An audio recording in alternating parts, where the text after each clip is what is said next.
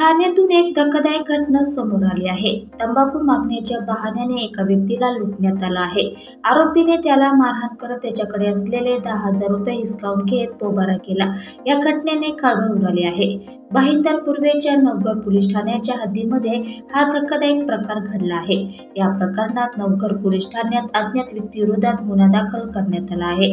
घटनेबाबत अधिक तपास सुरू असल्याची माहिती पोलिसांकडून देण्यात आली आहे। घटनेबाबत अधिक माहिती अशी की भाईंदर पूर्वेच्या नवघर पोलीस ठाण्याच्या हद्दीमध्ये एका 45 वर्षीय व्यक्तीला 2 अनोळखी व्यक्तींनी लाथाबुक्क्यांनी मारहाण करत त्याच्याकडे असलेले 10,000 रुपये घेऊन पळ काढला।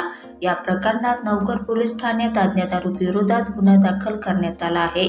भाईंदर पूर्वेच्या फाटक रोड जवळ बुधवारी सायंकाळी 4च्या सुमारास ही घटना घडली आहे। संबंधित 45 वर्षीय व्यक्ती ही कामावरून घरी जात असताना फाटक रोड जवळ अचानक पाठीमागून येणाऱ्या 2 अनोळखी व्यक्तीने आवाज देत त्याला थांबवण्यास सांगितले। त्यानंतर त्या व्यक्तीने त्याच्याकडे तंबाखू मागितली। संबंधित व्यक्तीने आपल्याकडे तंबाखू नसल्याचं सांगितल्यावर त्याला त्यांनी मारहाण करण्यास सुरुवात केली। आरोपींनी त्याच्या खिशात असलेली 10,000 रुपयाची रक्कम घेऊन पोबारा केला। या प्रकरणात आरोपी विरोधात कलम 394 व 34 नुसार गुन्हा दाखल करण्यात आला आहे। घटनेबाबत पुढील तपास सुरू असल्याची माहिती पोलिसांनी दिली।